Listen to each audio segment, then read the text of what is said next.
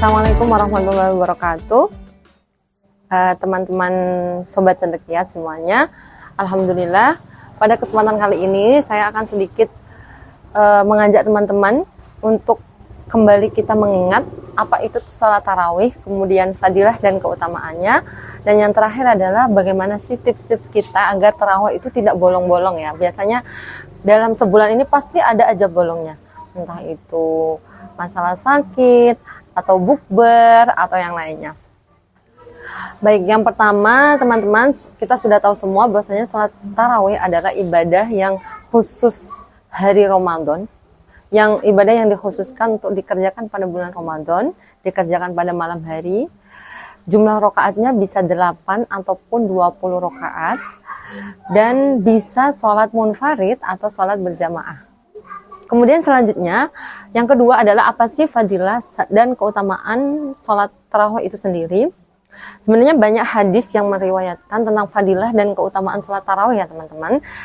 Di sini saya hanya menyebutkan salah satu yang diriwayatkan oleh Imam Bukhari Muslim, yang ada di Sahih Bukhari Muslim, dan imam-imam yang lainnya juga meriwayatkannya, yaitu hadis yang berbunyi man qoma Ramadhana imanan wa ihtisaban ghufira lahu ma taqaddama min dzanbihi.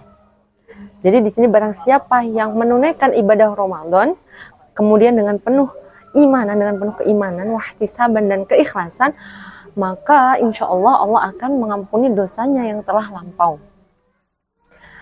Qoma Ramadhana di sini, adapun kalimat qoma Ramadhana, ulama sepakat untuk memaknainya kepada pelaksanaan sholat tarawih ya teman-teman.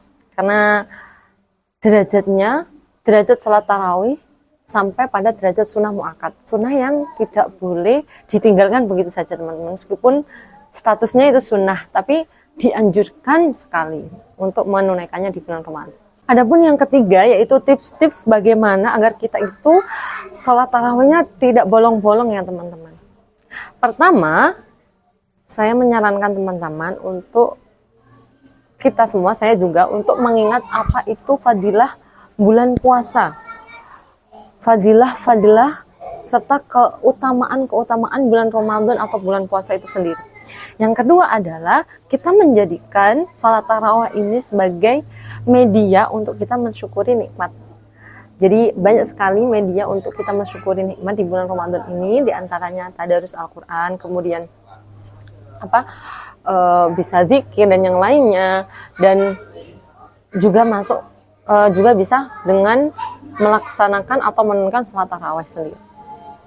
Jadi pertama tadi mengingat apa itu fadilah bulan Ramadan, yang kedua itu menjadikan tarawih sebagai media untuk mensyukuri nikmat kita, nikmat sehat, nikmat akal, nikmat ibadah seperti itu. Dan yang ketiga adalah teman-teman jangan terlalu kenyang atau jangan terlalu memenuhi perut ketika sedang berbuka, karena efeknya sangat riskan ya.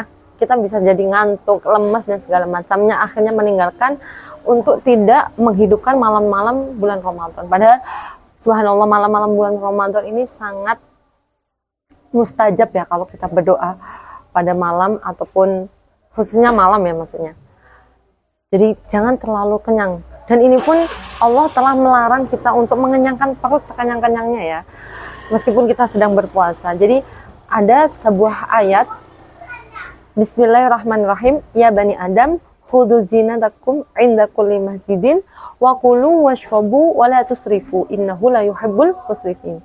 Kalian boleh makan, boleh minum, tapi jangan berlebihan, karena Allah sendiri tidak menyukai yang berlebihan.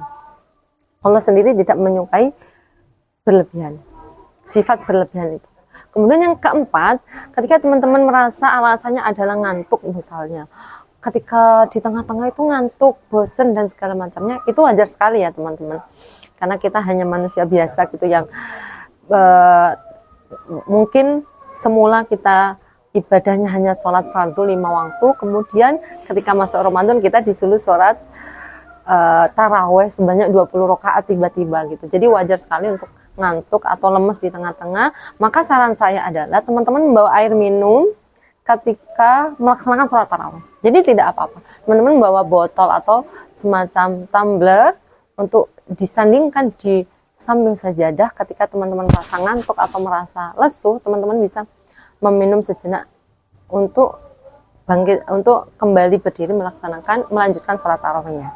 Jadi seperti itu ya tips dari saya, dan saya berdoa saya dan teman-teman semuanya diberi selalu kesehatan, juga tidak kita memiliki kesadaran untuk memperbanyak ibadah, tidak banyak menggampangkan sunnah-sunnah, amalan-amalan sunnah di bulan Ramadan ini. Semoga tahun depan dan tahun-tahun berikutnya kita bisa menemui Ramadan lagi dengan keadaan lebih baik, dengan kesehatan lebih baik, dan rezeki yang melimpah. Terima kasih teman-teman, itu dari saya. Apabila ada kesalahan kata, saya mohon maaf lahir dan batin. Wassalamualaikum warahmatullahi wabarakatuh.